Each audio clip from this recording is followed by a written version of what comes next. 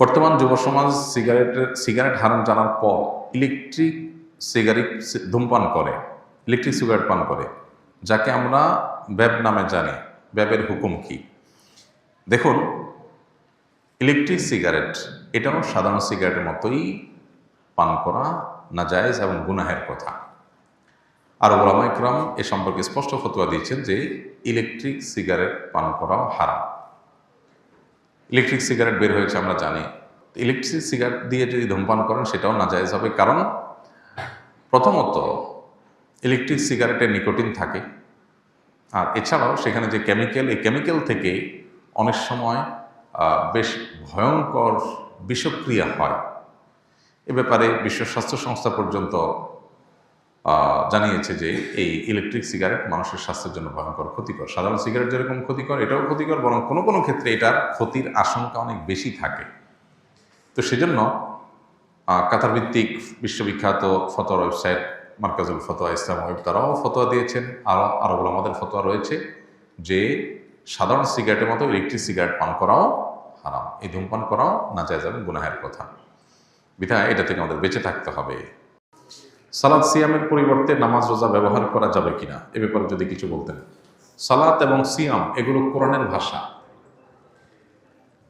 সুন্নাহর ভাষা, হাদিসের ভাষা।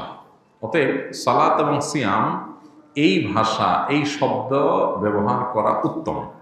কিন্তু যদি সালাত সিয়াম না ব্যবহার করে কেউ যদি নামাজ রোজা বলে, তাতে কোনো গুনাহ হবে না, কোনো নাজায়েজ কাজ হবে না, মাকরুহ হবে না। তবে উত্তম এজন্য যে কোরআনের ভাষা, আল্লাহ এবং তার রাসূলের ভাষা, এই পরিভাষাকে আসলে কোনো শব্দ দিয়ে অনুবাদ করা যায় না। পুরো জিনিসটাকে প্রপার বুঝাইতে হলে ওই শব্দই সবচেয়ে উপযুক্ত। নামাজ সম্পর্কে অনেকে বলেন এটি নমজ থেকে এসেছে নামাজ। তো নমজ এইটা আসলে নামাজের প্রকৃত তর্জমা হয় না, সেজন্য সালাত বললে বেশি উত্তম। কিন্তু কেউ নামাজ বললে, রোজা বললে কোনো সমস্যা নেই। রোজা মানে দিনে যেটা পালনযোগ্য সেটা, রোজ থেকে রোজা, রোজ ফার্সি শব্দ, সেখান থেকে রোজা বলা হয়। অতএব সিয়ামের জায়গায় রোজা বললে, নামাজের সালাতের জায়গায় নামাজ বললে কোনো গুনাহ হবে না, হারাম হবে না, নাজায়েজ হবে না। কিন্তু কোরআন এবং সুন্নাহর পরিভাষাকে প্রচলন দিতে পারলে বেশি ভালো, কারণ ওইটার প্রকৃত অনুবাদ কখনোই সম্ভবপর হয় না। পুরো জিনিসটাকে প্রপারলি যদি বুঝাইতে হয়, তাহলে কোরআন হাদিসের ভাষাটাই অধিকতর উত্তম। আমার বাবা আত্মহত্যা করে মৃত্যুবরণ করেন। তার পূর্বে আমার মা প্রায় সময় রাতে স্বপ্ন দেখতেন আমার বাবা আত্মহত্যা করে মৃত্যুবরণ করেন। আমার বাবা মারা গেছেন প্রায় 6 বছর আগে। এখন আমার মা প্রায় রাতে দেখেন আমিও আত্মহত্যা করে মারা গিয়েছি। এই টেনশনে মা অনেক ভুগছেন। আমি আমার মায়ের একমাত্র ছেলে এবং আমার বড় 2 বোন।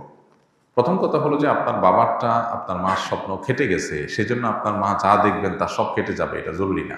আপনার মা আরো বহু স্বপ্ন দেখছেন যেগুলো খাটে নেই, প্রতিদিন দেখে, যেগুলো একটাও খাটে না। এখন একটা কেটে গেছে দেখে আপনি মনে করছেন তাহলে আরেকটাও খাটবে, কোনো জরুরি না। আল্লাহ না করুক আপনার যদি একই ঘটনা আপনার জীবনে ঘটে, এটা আপনার মায়ের স্বপ্ন দেখার কারণেই ঘটছে, ব্যাপারটা সেরকমও না।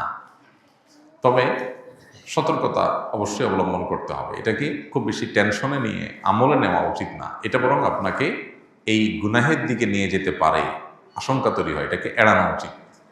বুঝতে পেরেছেন? এবং অনেক সময় শয়তান এগুলো আমাদের মধ্যে শয়তানের সৃষ্টি করে, বিধায় এটাকে আপনি এড়াবেন। এবং এটার কারণে কোনো অতিরিক্ত টেনশন করা, এটা বরং ঈমানের পরিপন্থী। আপনি নিজে কোরআন হাদিস চর্চা করবেন, আল্লাহর ভয় অন্তরে লালন করবেন। কোনো মুত্তাকি, কোনো মুসলমান কখনো আত্মহত্যা করতে পারে না। আপনি এটা হারাম, সেটা ভয়াবহ সম্পর্ক জানবেন, এই সম্পর্কে কোরআন হাদিসের আলোচনাগুলো শুনবেন। ইনশাআল্লাহ আল্লাহ আপনাকে সতর্ক থাকার তৌফিক দিবেন।